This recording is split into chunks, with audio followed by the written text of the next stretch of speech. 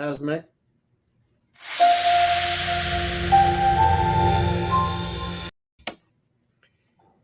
It's great to be back. My name is Gary Fowler, and I am the host of the Founders Report on VCTV. I'm a serial entrepreneur and investor. I've done 17 companies, been involved in 2 unicorns. I was on the original management team at Click Software, which was sold to Salesforce for $1.35 billion, and also Yva.ai, an AI HR tech company. Today, I have a very special guest. I forgot to mention, I'm the CEO, president, co-founder of GSD Venture Studios, a premier AI and quantum venture studio located in Silicon Valley. We believe that intellectual capacity is evenly spread around the world, but opportunities aren't. And with that, I'd like to introduce my special guest. Jerry, I got to tell you, Akubo Jerry, you have so much on your LinkedIn profile.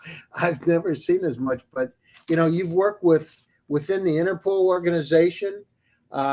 You've had an incredible environment from everything from TAC and to ID rank security. I mean, tell me about how did you get involved in security? What did it like? One day, you're laying in your bed and you say, I think security is really cool. I want to get into it. Or did you how did it come about? Where did it come from? Well, Gary, for me, I've been in the 4 walls of security organization as a law enforcement agency for over 2 decades now. In fact, my first encounter with security was after my graduation from the university. I served at the apex of security organization in Nigeria, which is a Nigerian police force. That was my first service year. After that, I developed a very keen interest in security. And all along, I've been within the security domain till this moment. And it's really interesting. You went to school in Limerick, Ireland. Now, how did you do that? How did you decide on Limerick? I know you studied digital security and IP crime, but was it how did you make a decision to go to Ireland? Yeah, absolutely. It was during my service year after my university in Nigeria. I got an exposure, especially within the Interpol domain, because at that point in time, Interpol was more like a new section within the Nigerian police, and with my first degree, which based on computer sciences, I was saddled with the responsibility of maintaining the system at that point in time. And in the course of my research and networking, I got some connect with some folks at Limericks, and I applied for the IP course, which is a graduate level course, which I did for 18 months. And in fact, that's my first encounter with international exposure. It was Ireland, Limerick University. So so you went into Interpol. Tell us a little bit about, what is Interpol? It's we hear about it in the movies, but most people never encounter. What is Interpol?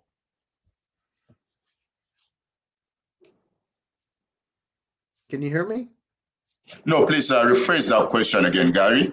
Yeah. So Interpol, you work with Interpol. What is Interpol, and how does it, talk about cybersecurity, et cetera? What is Interpol, right? And because not all are familiar with it, and you talk about cybersecurity. Let's talk about that. How does Interpol and cybersecurity relate together? Well, absolutely. Interpol, as the name implies, is an international criminal police organization for full. Okay, we did headquarters at Lyon in France, and it's a technology headquarters in Singapore, which is called the Interpol Global Center for Innovation, and it also has administrative offices in Brussels. Interpol, essentially, as of date, is made up of 194 member countries world over. And each of these countries has what we call an NCB. NCB stands for National Crime Bureau. Okay, and essentially it's like the liaison or the rallying point for Interpol operations within each of these member countries. Interpol essentially also has what we call crime areas, major crime areas, which are mostly emerging technology related, like cybercrime, cyber-related activities, cyber defense. Interpol has a fusion center that's built specifically for operations related to cybercrime, cyber forensics, cryptocurrency forensics, and in fact, the latest trend, especially as regards emerging crimes. Okay, and Interpol for member countries is a point where you go and get solutions that at all points in time, it's at the peak or it's at the head of virtually all operations within. So member countries rely on Interpol resources most times to get the latest trend of tools and techniques for curbing these emerging crimes. And cybercrime is one of these emerging technology crimes. Well, I mean, with all the cyber crime that's out there, I mean, how do you know where, it's interesting, and I'm not trying to get any secrets, but it's very fascinating because you never know where the cyber criminals are coming from sometimes, right? Yeah. I mean, you probably do, but we don't have a clue. But absolutely, it's amazing, so they're hitting all kinds of places. I mean, this can be a national catastrophe for a country, right? I mean, this could have all kinds of geopolitical consequences. They shut down the power grid, or look at the ransomware attacks in the U.S. It's incredible. Was it 46% of Colonial Pipeline of the reserves, the gas and oil on the East Coast of the United States was shut down with ransomware? I mean, it's interesting. There's some nefarious folks out there doing not nice things, right? Then these are only the ones. I'm sure you have all kinds of stories, but it's yes. I mean, are we doing a good job? Are we catching them, Jerry? I mean, do we get those crimes? Do we know what's happening? Can we find the guys, the bad guys? Absolutely sure. The bad guys are always embracing the latest technology, all in the hope of evading security infrastructures. But then with emerging technologies being deployed by the core investigative arm of Interpol, and with the technological boost, which is entirely one of the major pillars of Interpol operations. And in fact, and that is why Interpol has set up what we call IGCI, Interpol Global Center for Innovation, which is specifically set up for research and development within the domains of this emerging crime. Mind you, cybercrime is just one of the emerging crimes, because there are several crimes and criminalities which cybercrime aids essentially world over. So in terms of if the law enforcement agents or the securities are catching up with the criminals, of course, definitely there are constant innovation, especially at the moment when you look at what's happening within the domain of artificial intelligence, where the law enforcement are also building what we call web crawlers to crawl the web, okay, automatically to 24 hours a day, 7 days a week, 365 days a year, to get what we call keywords. And these keywords basically are what these criminals use in their underground operations in the deep dark web, essentially, which is highly indexed. And essentially, this crawler also have signature of this indexed documentation. So in fact, it's very broad. The bad guys are always trying to be ahead, but the law enforcement with constant innovation, okay, are also getting them as they unfold their different operational module. Now listen, so it's crazy, Yeah, it's amazing, Jerry. What about this dark web? Is it really out there, and what is it?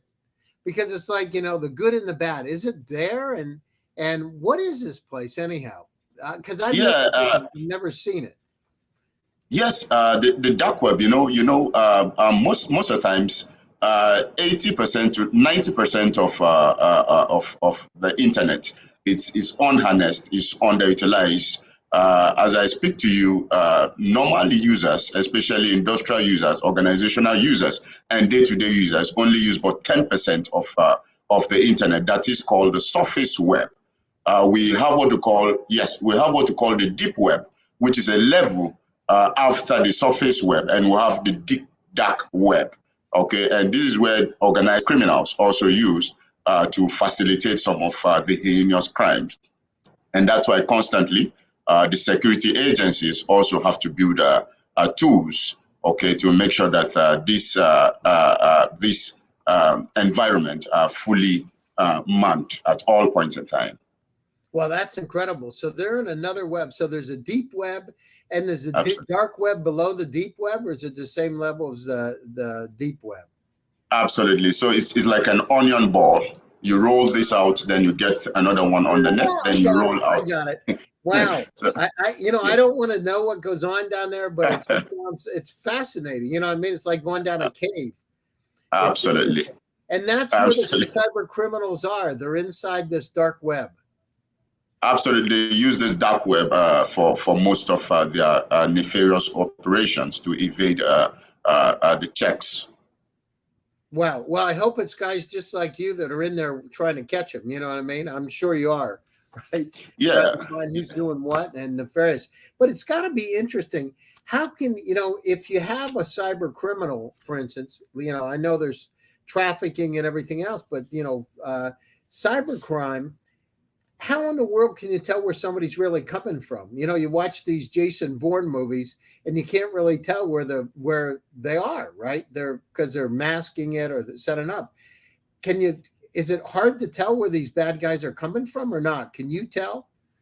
Yeah, most times it's very hard to tell from just a normal investigation, but there are tools that you use to unmask, even if because most criminals today deploy the use of VPN. VPN technology, what it does, it automatically marks your IP such that a gentleman can be somewhere in West Africa, for instance, and his IP will show that he is somewhere in New Zealand, of course. And for a normal investigator, once you get a case like this and you get on, the first check you do is the headers of the email or the documentation to see where this originates from. And essentially, if you rely on that alone, then you'll be misled. But then with the right tools, essentially, you can dig deep and know exactly that this person is using a VPN. And this VPN is actually obtained from social dealer or from a particular domain. And from the domain, you can do extensive domain queries. So this domain queries narrows it down to tell you where it's been installed, okay, and at what point it was set up. And with that, you can really unmask lots of things within this domain. So it has a higher curve of technicalities. That's one thing. That's wow, amazing. And you're in the office of the President of the Federal Republic of Nigeria. You're a technical advisor, correct, to the special assistant to the president. It must be interesting. I mean, it sounds like there's an incredible amount of activity happening in Nigeria. I mean, I got to tell you, Jerry, I see it from my partner, Derek. We talk about it. I mean, it's incredible what's happened in Nigeria. I mean, there's 206 million people, and the kind of steps you're going forward in terms of artificial intelligence and technology. I mean, most of my viewers may not know it, but I mean, there's a lot happened in Africa, a lot happened in Nigeria. Viewers, there's 1.3 billion people on the African continent. And if we look at it, some of the most incredible technologies that I've seen in a long time are coming out of that area. So what makes, in Nigeria, I hear AI Saturdays. I know we've done a number of presentations in Nigeria, and it's exciting. What's driving all this entrepreneurial activity, Jerry? Well, I think essentially, if you look at Nigeria, most of the startups in Nigeria, and especially the youth, they are high intellectuals. Especially if you look at the environment. Okay, it's an environment where you have to be creative in order to get some things going. And most of the youths after universities also try to engage in a self kind of tutelage that leads to incorporation of different kind of know-hows.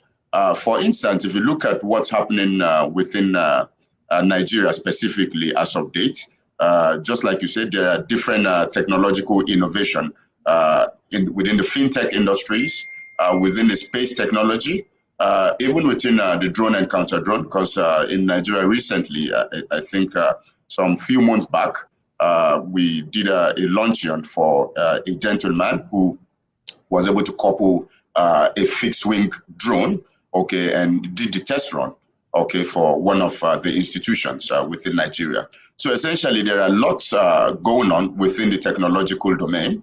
However, the constraints are getting these technologies to an international level where it will be acceptable, and apart from the acceptability, where it will also meet what we call the standard operating procedures or international best practices for utilization of these technologies. And it's only few startups that are actually getting this opportunity at the moment.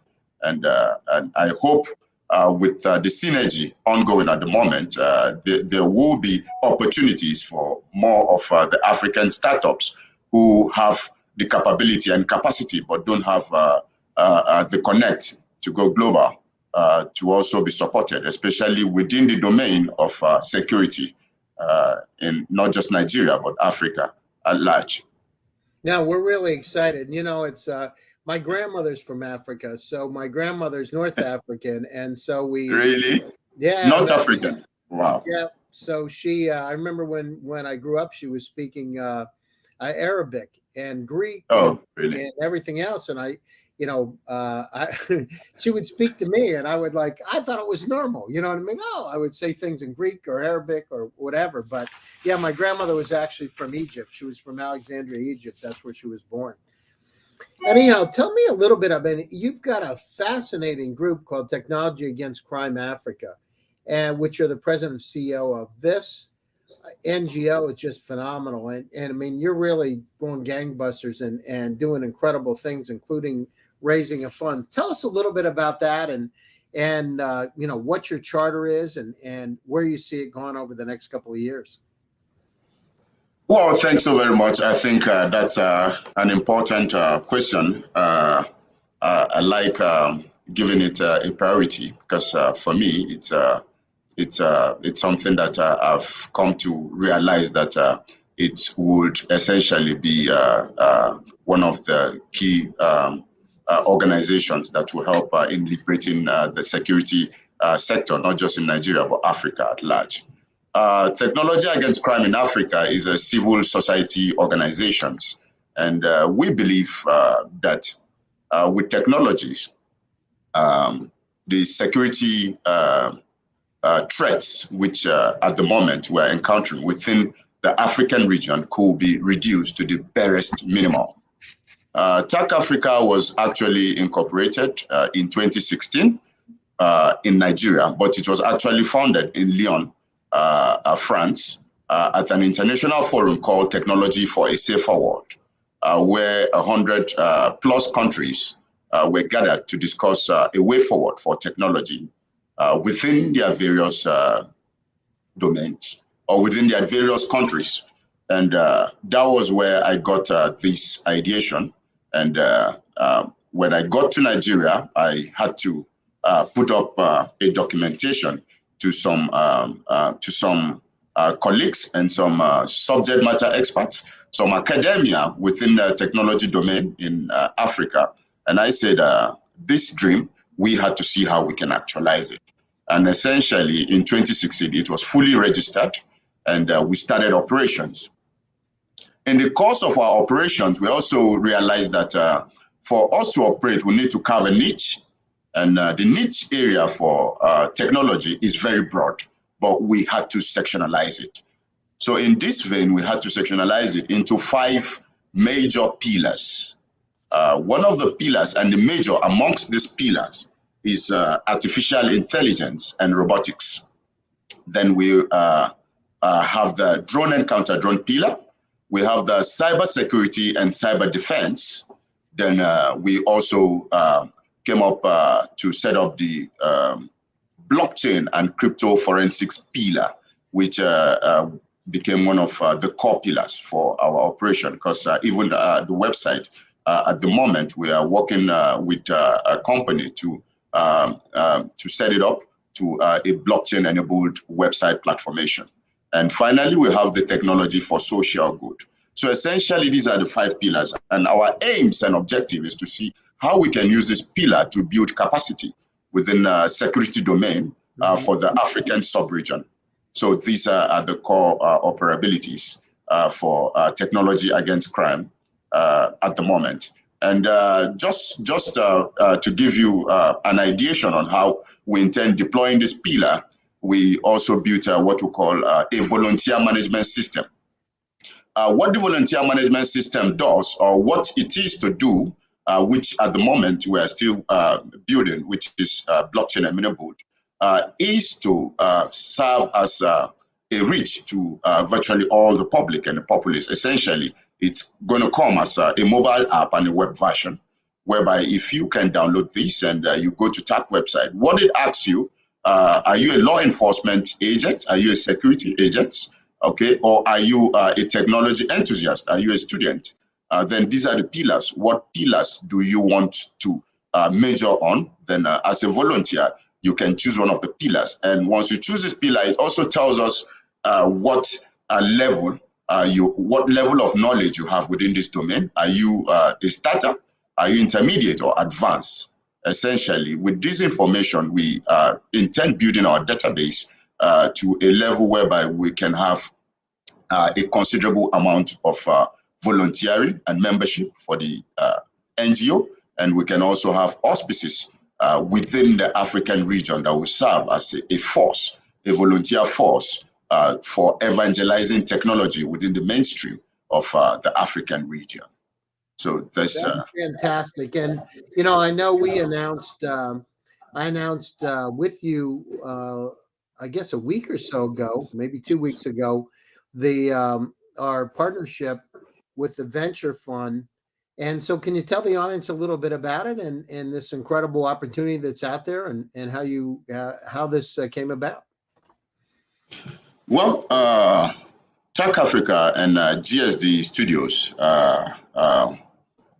I think if I'm to give a little preface, I think our first encounter with GSD Studios was through one of our advisors, or one of our major collaborators, which is Unicre. Essentially, we had one of our first or our maiden conferences, which has to do with artificial intelligence for crime prevention within the African region. Okay, it was it was the first joint technical committee ever held in Africa. And the essence was in preparation for a general conference on AI, which is to be held at the Interpol headquarters. And we were meant to prepare the African region so that we can have a working committee for this. And that was the first encounter. And Irakli was a very good friend. In fact, I'm very happy to mention him any day, because he really helped us in galvanizing that pillar. Irakli and I were on a panel together in Georgia.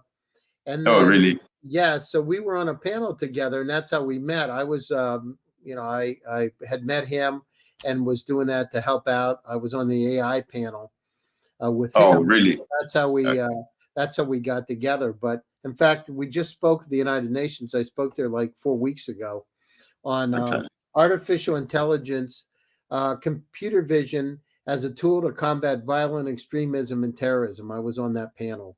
So we're deeply involved in that AI side. So Irakli, again, thanks for the introduction to Jerry. It was really great. Anyhow, we see it too. And as we look forward, I mean, think about this. I mean, Jerry, there's so much data that's around us, right? There's 49 zettabytes of data. And if we stack CDs or DVDs one on top of another, we'll go 35 times between the Earth and the moon.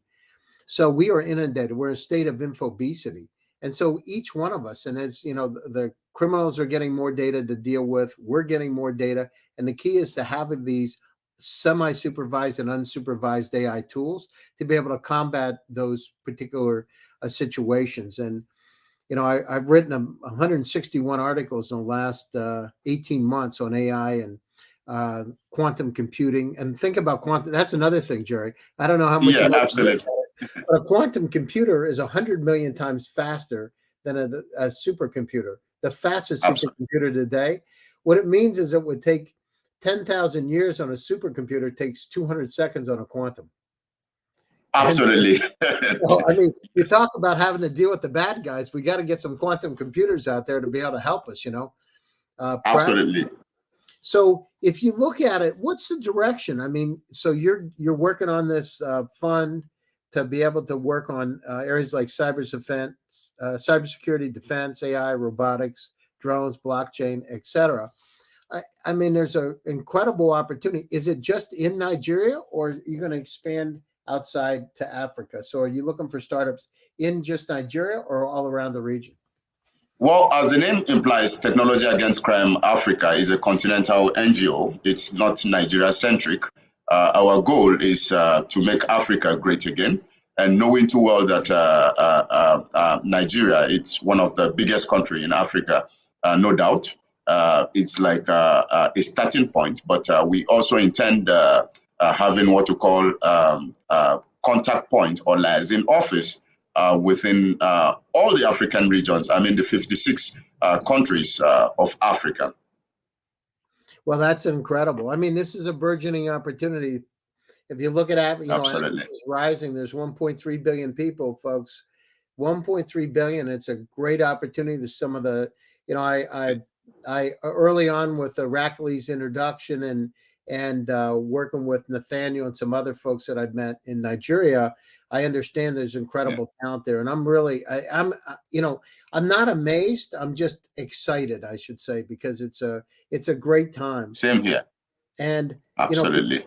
Being able to take those companies not only to the African continent, but around the world to be able to solve all kinds of problems, agriculture, industry 4.0 with drones. I mean, it's incredible. So you're building the fund up. The fund is a $1 million fund. Where do you see the fund going? What's the goals? What's the overall goal? So the end goal of the fund is not just funding the companies, but to be in each one of the countries, or what do you say? Well, for me, firstly, I believe the collaboration, especially with regards to using of this fund to revolutionize our entire mode of operation, especially in advancing the field of security, startup in Africa and beyond. So we are looking at this funding as a major stepping stone, for TAC Africa, powered by GSD Venture Studios. And essentially, we're looking at myriads of workflow at the moment, which we have commenced already. One of our major operational module is first engaging all the stakeholders, and we have within the core of our scientific committee engaged academia. We've engaged law enforcement agencies. We've engaged original equipment manufacturers related to the African region, and major government stakeholders, because we believe collaboration alone can lead us to a successful harnessing of whatever goals we have, especially within the region. And all hands must be on deck if we need to come up with a massive result, especially with the trust. Yeah, it's fantastic. And, you have the full power of, as the CEO of GSD and my background's in AI. I've been in AI so long. But I was doing AI. That's good. I was doing AI before it was, they call it AI, but it's Lisp and Ops 5. And, as a CEO of companies moving forward, there's a great opportunity and whatever we can do to be able to support your NGO and help to be able to make the world a safer and better place. It's really great. So we're coming to the top of the hour, Jerry. Closing thoughts and how do people reach you?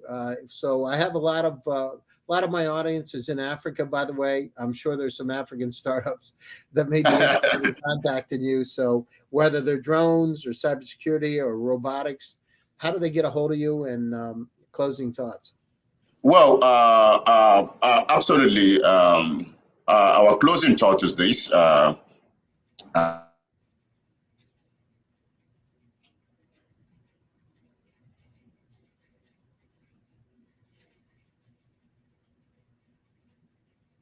Jerry?